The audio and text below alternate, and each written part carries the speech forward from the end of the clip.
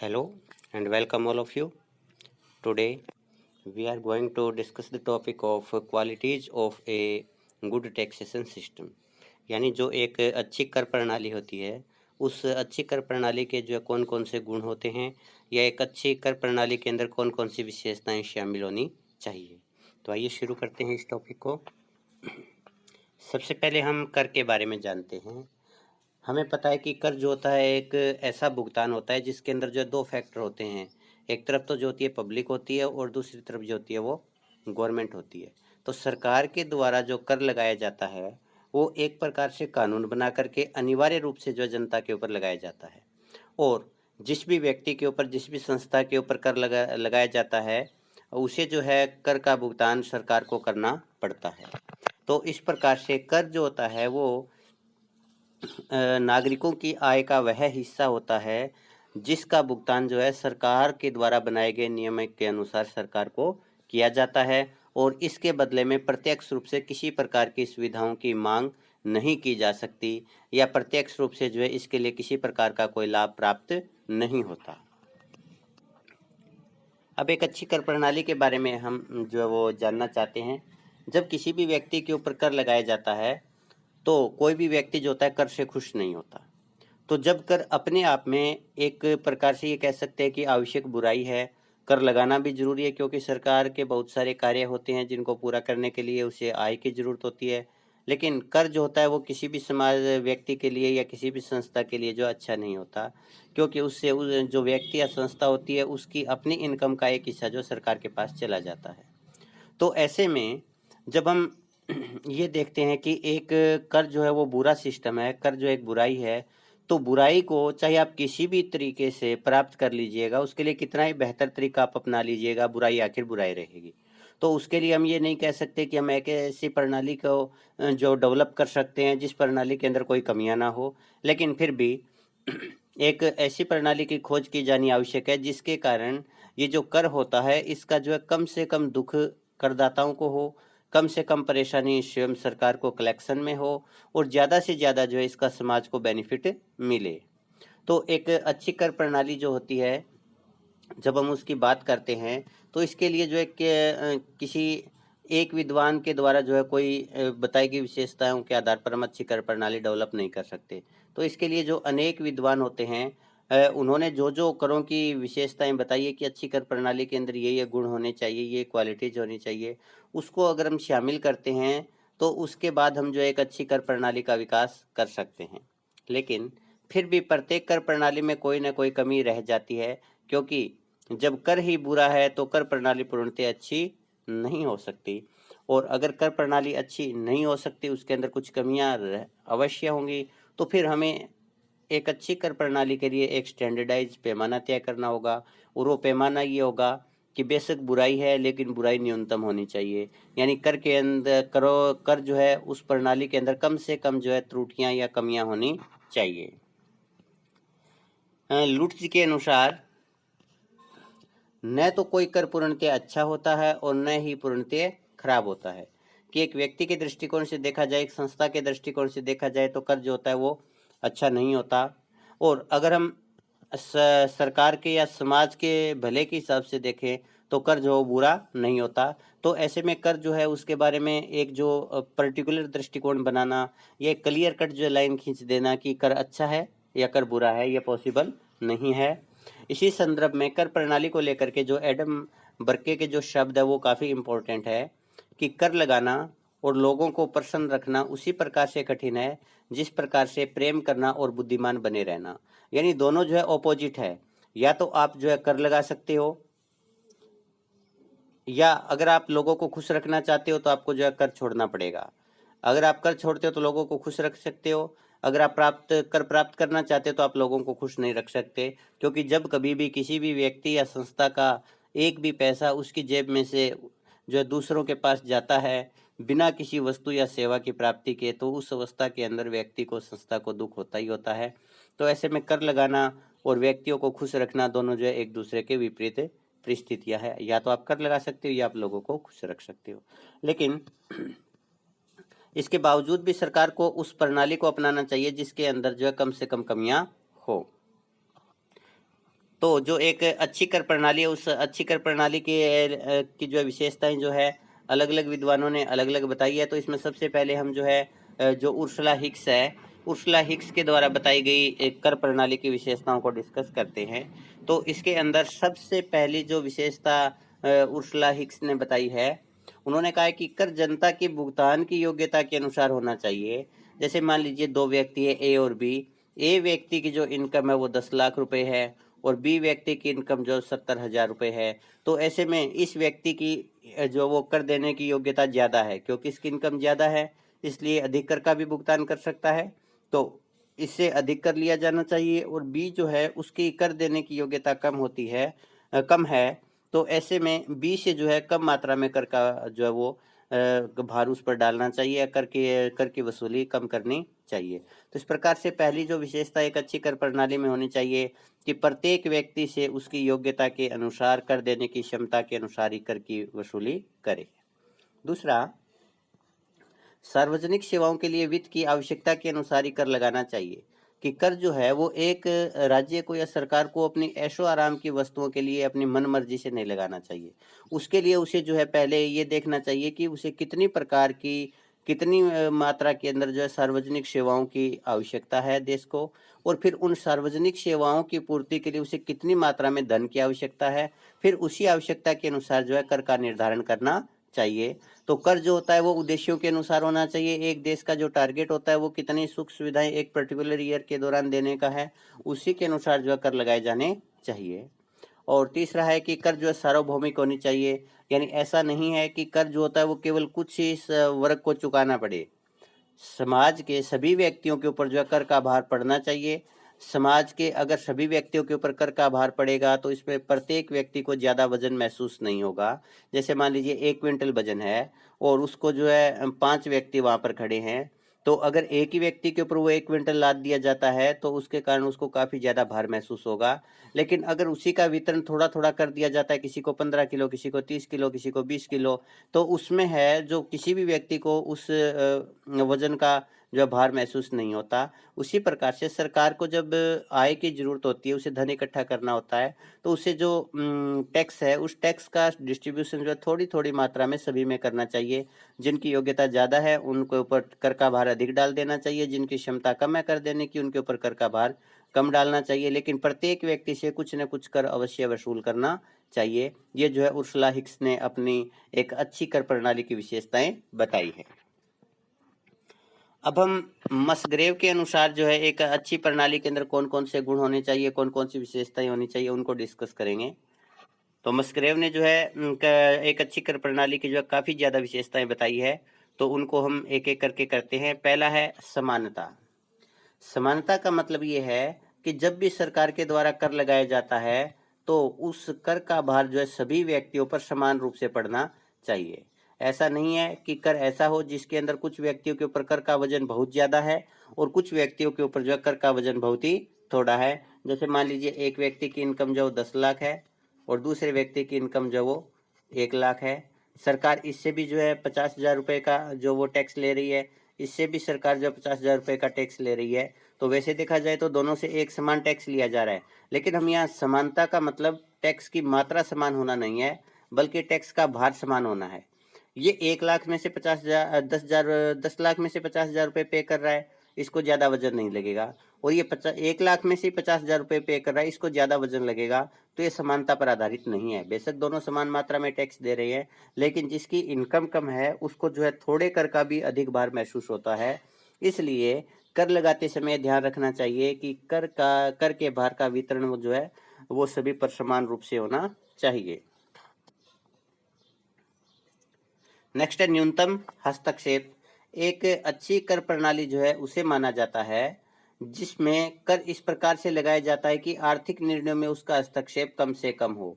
जैसे मान लीजिए एक व्यक्ति जो है वो उसके पास में जो है 10 करोड़ रुपए है और वो व्यक्ति जो है एक उद्योग लगाना चाहता है। अब सरकार ने उसके ऊपर इतना ज़्यादा कर लगा दिया कि वो ये उद्योग लगाने वाला निर्णय उसको टालना पड़ता है, क्योंकि अब उसके पास में ये जो इनकम थी उस इनकम का एक बड़ा हिस्सा जो कर के रूप में सरकार के पास जा चुका है। तो सरकार को जो भी व्यक्ति होते, जो भी संस्थाएं होते, जो अपने आर्थिक निर्णय जिस प्रकार से लेना चाहते, चाहे उपभोग से संबंधित हो, चाहे जो है निवेश से संबंधित हो, चाहे वितरण से संबंधित हो, तो उन निर्णयों के ऊपर जो उस टैक्स का जो है कोई विशेष प्रभाव नहीं पड़ना चाहिए। यानी बिना टैक्स के वो जिस प्रकार के कार्य कर रहा था, टैक्स के बावजूद भी उसको जो है उस उन्हीं प्रकार के कार्य करने की सामर्थ्य, ये योग्यता उसमें रहनी चाहिए। और इसके साथ ही सरकार को ये भी ध्यान रखना चाहिए कि बाजार तंत्र वो भी कुशलतापूर्वक कार्य करता रहे। यानी कर इस प्रकार से लगाना चाहिए कि जो बाजार तंत्र है उसके अंदर जो है वो मार्केट फेलियर या बाजार तंत्र जो फेल ना हो। यानी मांग और पूर्ति की शक्तियां हैं वो आर्थिक जो निर्णय है उनको जो है नियंत्रित करती रहे, उनको चलाती रहे। सरकार के द्वारा कर की मात्रा इतनी अधिक नहीं होनी चाहिए कि मांग और पूर्ति जो है बाजार को चलाने में असमर्थ हो जाए। नेक्स्ट है निजी क्षेत्र की अकुशलता पर अंकुश। एक अच्छी कर प्रणाली जो है उसको भी कहा जाता है जिसके अंदर एक जो सरकार कर लगाती है, उस कर के कारण अगर निजी क्षेत्र अकुशल है तो उसकी कुशलता को बढ़ाया जा सके। जैसे मान लीजिए एक जो है फैक्ट्री है और उस फैक्ट्री के अंदर जो वो कुशलता पूर्वक कार्य नहीं हो रहा, अब सरकार उस फैक्ट्री के ऊपर जो है टैक्स लगाती है। जब सरकार उस फैक्ट्री के ऊपर टैक्स लगाती है तो उसके कारण इस फैक्ट्री की एक इनकम का एक हिस्सा जो है गवर्नमेंट के पास चला जाता है। तो ऐसे में इस फैक्ट्री का जो टारगेट होता है वो ये होता है कि मैं ज़्यादा कुशलता पूर्वक कार्य करूं ताकि मेरे पास में पहले जितनी ही इनकम आती रहे और कुशलता की वजह से जो है टैक्स का भुगतान अलग से करने के लिए मेरे पास में इनकम आ सके। तो सरकार को जब भी टैक्स लगाया जाता है तो निजी क्षेत्र की कुशलता को ध्यान में रखना चाहिए कि कर इस प्रकार का नहीं होना चाहिए कि निजी क्षेत्र में जो उसके कारण अकुशलता ज्यादा बढ़े, बल्कि उसके कारण कुशलता के ऊपर अंकुश लगना चाहिए।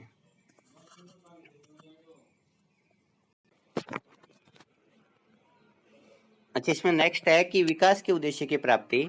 जब कभी भी सरकार टैक्स लगाती है तो सरकार को जो विकास के उद्देश्यों की प्राप्ति होनी चाहिए उस टैक्स के माध्यम से। जैसे कीमत स्थिरता है, अगर कीमतें अधिक है यानी इन्फ्लेशन है तो उस अवस्था के अंदर सरकार को जो है टैक्स बढ़ा देना चाहिए, क्योंकि जब सरकार टैक्स बढ़ाएगी तो उस अवस्था के अंदर लोगों के पास में जो है डिस्पोजेबल इनकम कम बचेगी, और जब लोगों के पास में खर्च करने के लिए इनकम कम बचेगी तो उसके कारण लोग जो है मांग कम करेंगे, और मांग कम करेंगे तो उसके कारण कीमत कम हो जाएगी।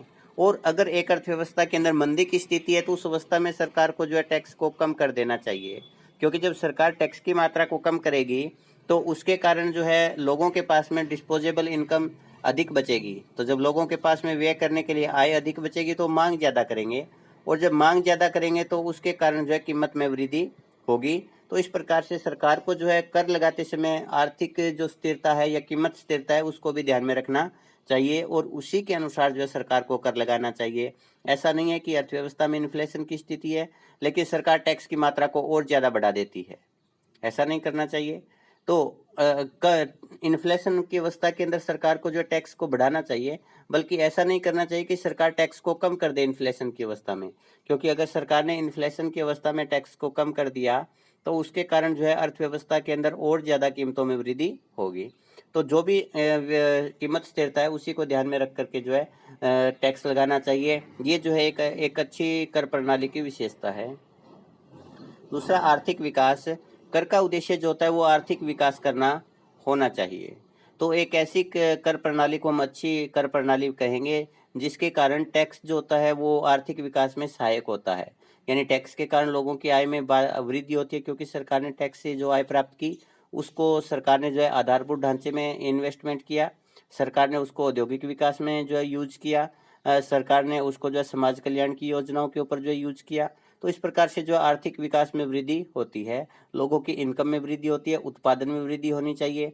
इसके अलावा रोजगार की मात्रा में जो है टैक्स के कारण वृद्धि होनी चाहिए, और साथ ही साथ जो आर्थिक समानता है उसमें भी वृद्धि होनी चाहिए। तो इस प्रकार से जब भी सरकार टैक्स लगाती है तो सरकार को ये ध्यान रखना चाहिए कि टैक्स के कारण जो है कीमत स्थिरता और आर्थिक विकास जो है वो अर्थव्यवस्था में प्राप्त होने चाहिए।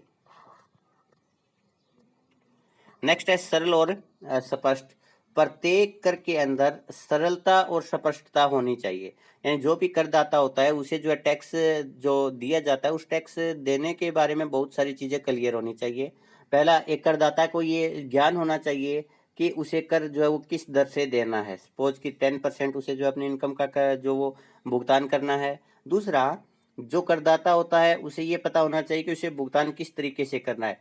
क्या उसे भुगतान ऑनलाइन करना है, अगर उसे ऑफलाइन करना है तो कहाँ पर जो भुगतान करना है, किस अधिकारी को जो भुगतान करना है, और उसको जो भुगतान जो किया जाना है उसको चेक के माध्यम से करना है या कैश के माध्यम से करना है।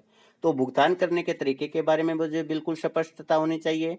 और तीसरा, कर की मात्रा के बारे में जो है स्पष्टता होनी चाहिए कि उसे एक विशेष पर्टिकुलर पीरियड के दौरान जो है कुल कितनी मात्रा में कर का भुगतान करना है। क्योंकि अगर उसे कर की मात्रा का पता है तो वो जो पहले से ही जो है उतनी मात्रा में पूंजी अपने पास कर का भुगतान करने के लिए बचा करके रखेगा।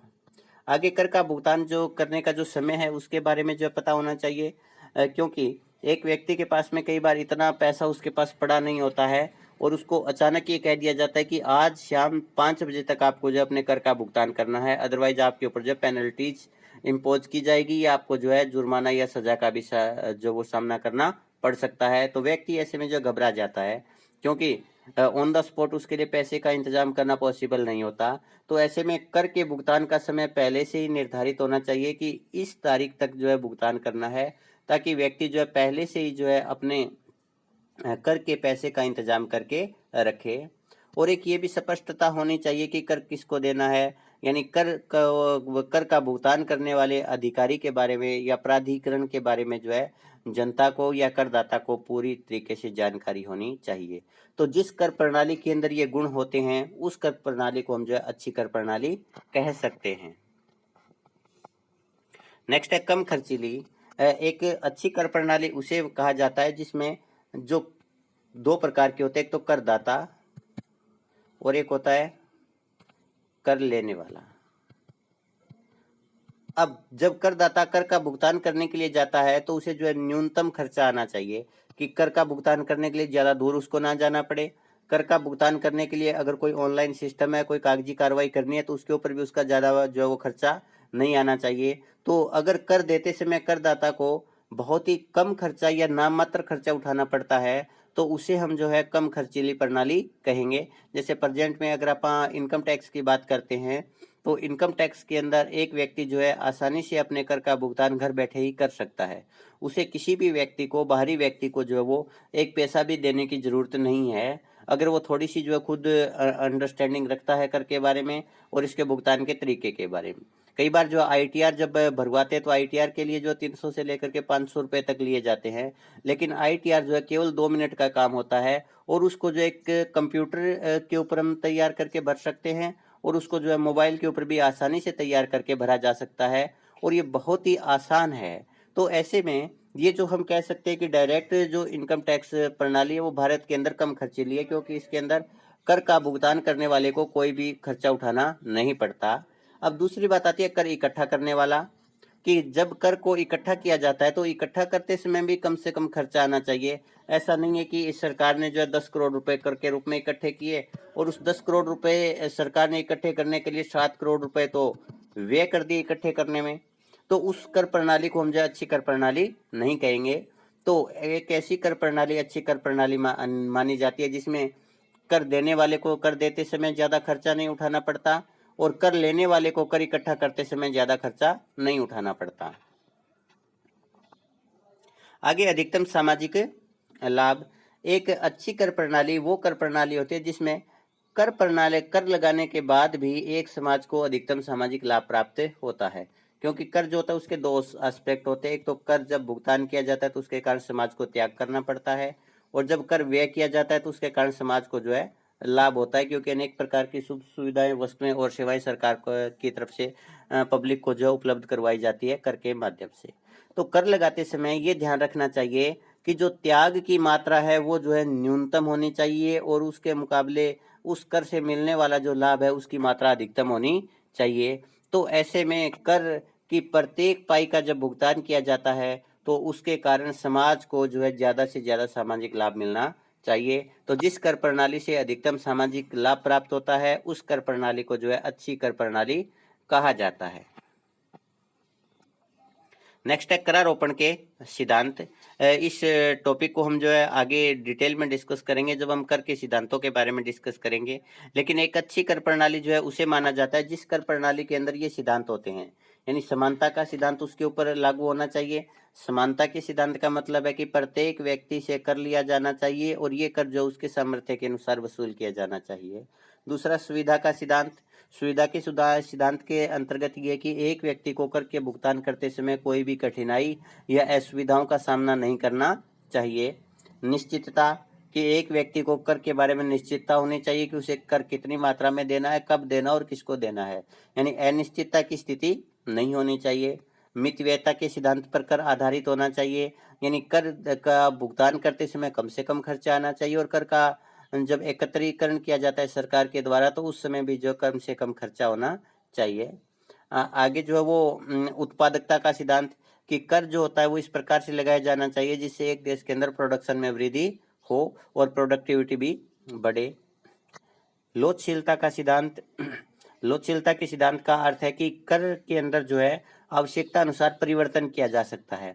अगर सरकार को अचानक अधिक मात्रा में आय की जरूरत पड़ गई तो सरकार जो है कर की दर को आसानी से बढ़ा करके अपनी आय को बढ़ा सके, और अगर सरकार को जो है कम मात्रा में धन की आवश्यकता है तो उसी के अनुसार जो है करों की मात्रा को भी कम किया जा सके।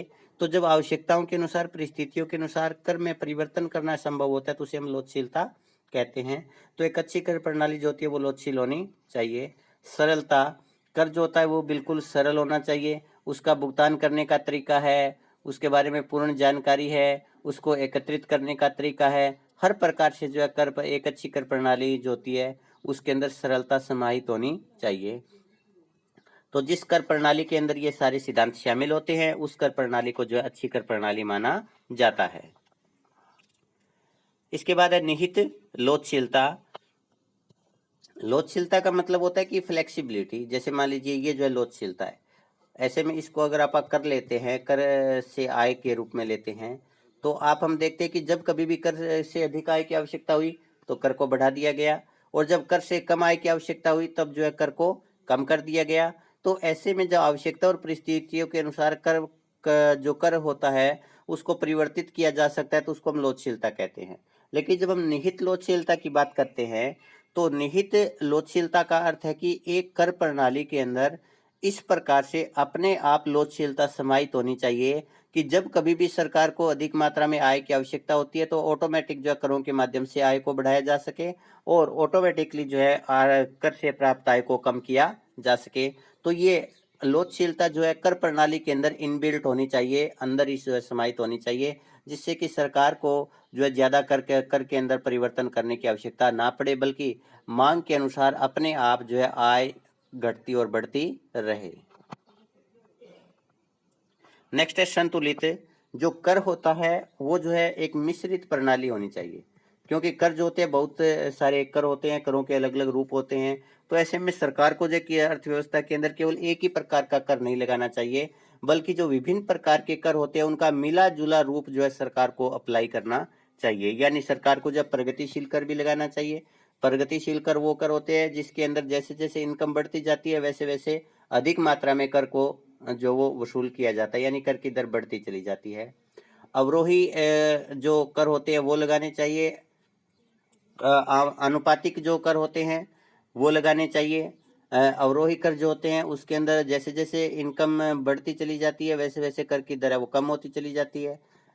अनुपातिक कर के अंदर जिस अनुपात में इनकम होती है उसी अनुपात में कर की वसूली की जाती है, यानी एक हद तक कभी उसके अंदर जो प्रगतिशील कर का यूज किया जा सकता है, उसके अंदर जो आरोही कर दोनों का यूज भी किया जा सकता है। इसी प्रकार से सरकार को जो है प्रत्यक्ष और अप्रत्यक्ष करों का भी प्रयोग करना चाहिए। तो सरकार को जो है विभिन्न करों का प्रयोग जो है करना चाहिए, किसी एक कर के ऊपर सरकार को निर्भर नहीं रहना चाहिए। तो जिस कर प्रणाली के अंदर ये करों का मिला जुला रूप शामिल होता है, यानी विभिन्न प्रकार के कर जो है शामिल होते हैं प्रणाली के अंदर, उस कर प्रणाली को अच्छा माना जाता है।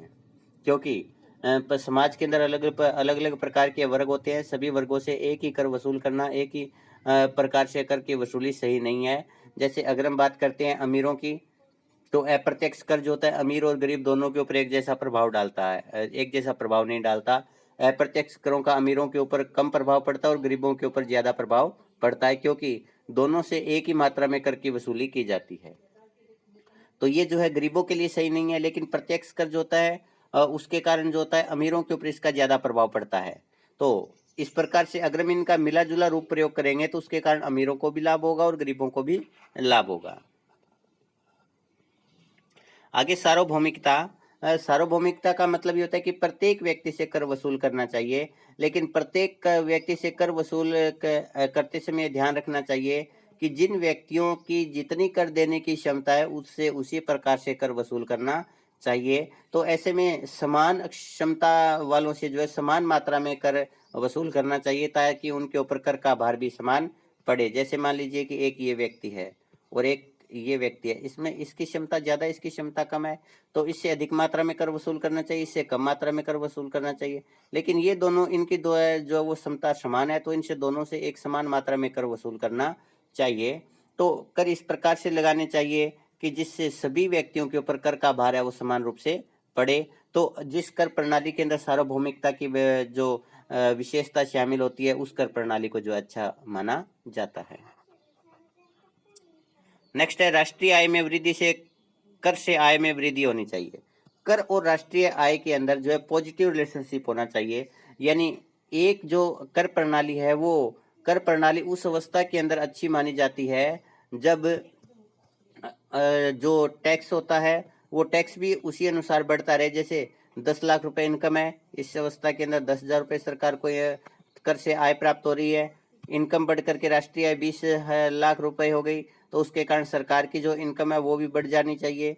और अगर सरकार की जो इनकम है कम हो गई तो उस अवस्था के अंदर जो वो सरकार से प्राप्त होने वाली जो सरकार को कर से प्राप्त होने वाली आय है उसमें भी कमी होनी चाहिए। तो सरकार जो कर वसूल करती है उस कर का इस प्रकार से इम्प्लीकेशन होना चाहिए, ऐसी कर प्रणाली अपनानी चाहिए जो कि राष्ट्रीय आय में परिवर्तन के साथ अपने आप अपनी मात्रा में परिवर्तन कर ले। यानी राष्ट्रीय आय के बढ़ने पर कर से प्राप्त आय बढ़ जाए और राष्ट्रीय आय के कम होने पर कर से प्राप्त आय भी कम हो जाए। तो इस प्रकार की कर प्रणाली को हम जो है अच्छी कर प्रणाली कहेंगे। आगे वेगनर के अनुसार एक जो कर प्रणाली है वो कर प्रणाली जो है उस अवस्था के अंदर जो है अच्छी मानी जाती है जब इसके अंदर जो है ये गुण हो। तो पहला वित्तीय मापक कि कर जो है वित्तीय दृष्टि से जो है उत्पादक होना चाहिए।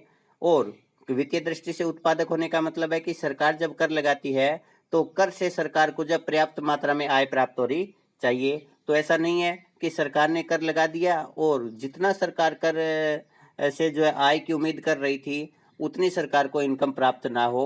तो सरकार को जो है पर्याप्त मात्रा में जो है कर से आय प्राप्त होनी चाहिए। तो ऐसी प्रणाली जो सरकार को पर्याप्त मात्रा में कर से आय देती है उस प्रणाली को अच्छा माना जाता है। आगे आर्थिक मापक कि वो कर लगाने चाहिए जिसके कारण जो है आर्थिक विकास जो है वो उसके ऊपर उचित प्रभाव पड़े। तो अगर कर लगाने से आर्थिक विकास में वृद्धि होती है तो उस कर प्रणाली को जो है अच्छी कर प्रणाली माना जाता है। आगे कल्याणकारी मापक कि ये जो कर प्रणाली है वो जो है समानता पर आधारित होनी चाहिए कि इस एक ऐसी कर प्रणाली होनी चाहिए जिसके कारण जो है सभी के ऊपर जो है एक समान भार जो करों का हो और इसके कारण जो है सभी के कल्याण में भी साथ में वृद्धि होनी चाहिए। प्रशासनिक मापक कि एक अच्छी कर प्रणाली को प्रशासनिक रूप से भी जो है अच्छा होना चाहिए कि उस कर प्रणाली में सरलता होनी चाहिए, उसके अंदर कुशलता होनी चाहिए। कुशलता का मतलब ये कि करों को वसूल करना आसान होना चाहिए और करों की चोरी जो है पॉसिबल ना हो।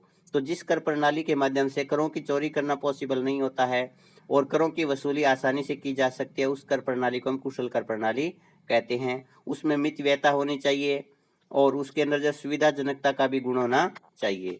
तो ये जो गुण जिस कर प्रणाली में होते हैं उस कर प्रणाली को हम जो है अच्छा मानते हैं। तो वेगनर ने जो 4 प्रकार की जो है एक कर प्रणाली के मापक बताए हैं, जिस कर प्रणाली के अंदर ये चारों मापक पूरे होते हैं वो कर प्रणाली अच्छी मानी जाती है। नेक्स्ट है करों के भार का न्यायपूर्ण वितरण। एक जो अच्छी कर प्रणाली होती है वह प्रणाली होती है जो न्यायपूर्ण वितरण की गारंटी देती है। अब न्यायपूर्ण वितरण का मतलब ये है कि जो नीचे दिए गए सिद्धांत है उन सिद्धांतों का पालन जो है उस कर प्रणाली के द्वारा किया जाना चाहिए। तो पहला लागत सिद्धांत कि कर का माप कर के कारण प्रदान की गई सेवा की लागत के आधार पर किया जाना चाहिए। कि हम जब कर की लागत का मापन करते हैं कि कर के कारण कितनी लागत आई है तो वो उस कर के कारण जो सेवा प्रदान की जाती है उस सेवा की जो लागत होती है वही लागत जो है वो कर की लागत मानी जाती है। आगे लाभ का सिद्धांत कि कर का माप प्रत्येक करदाता को उस कर के कारण जो सेवा प्रदान की जाती है उस सेवा से मिलने वाले लाभ के आधार पर किया जाना चाहिए। आगे सामर्थ्य का सिद्धांत कि कर जो है व्यक्ति की कर देने की जो है शक्ति के अनुसार लगाया जाना चाहिए, कि जिस व्यक्ति के अंदर जितना कर देने की क्षमता है उसी से उतना ही कर वसूल करना चाहिए। ऐसा नहीं कि एक व्यक्ति की कर देने की क्षमता तो कम है लेकिन उससे ज्यादा कर वसूल किया जाता है। तो न्यायपूर्ण वितरण का मतलब जो कर होते हैं उन करों के अंदर जो है एक ऐसा गुण होना चाहिए जिसके कारण करों का भार जो है वो सभी के ऊपर जो है न्यायपूर्ण तरीके से पड़े।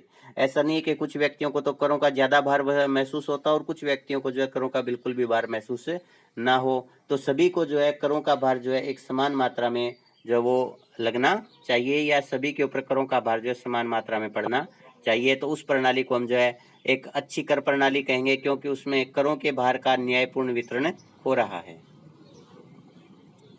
निष्कर्ष के रूप में हम कह सकते हैं कि एक जो कर प्रणाली होती है वो कर प्रणाली उस समय अच्छी कर प्रणाली कहलाती है जिस कर के अंदर हमने जो अभी तक विशेषताएं देखी है कि उसमें न्यायपूर्ण वितरण का गुण होना चाहिए, उसके अंदर जो करों के सिद्धांत है वो सारे शामिल होने चाहिए, कर व्यक्ति की जो है योग्यता के अनुसार लगाने चाहिए, करों की वसूली मितव्ययपूर्ण तरीके से होनी चाहिए, और करों के कारण जो समाज को अधिक से अधिक जो लाभ प्राप्त होना चाहिए, समाज कल्याण में वृद्धि होनी चाहिए, उत्पादन में वृद्धि होनी चाहिए, करों के कारण सरकार को पर्याप्त मात्रा में आय की प्राप्ति होनी चाहिए, और करों के कारण जो है कुशलता में वृद्धि होनी चाहिए। तो जिस कर प्रणाली के अंदर ये सारे गुण होते हैं उस कर प्रणाली को जो है अच्छी कर प्रणाली माना जाता है। तो एक देश की सरकार को जब अपने देश में टैक्सेशन सिस्टम लागू करती है तो उस समय जो है इन सभी बातों का ध्यान रखना चाहिए ताकि एक देश के अंदर जो है करों से ज्यादा कल्याण हो और जनता को जो उसका कम से कम त्याग महसूस हो।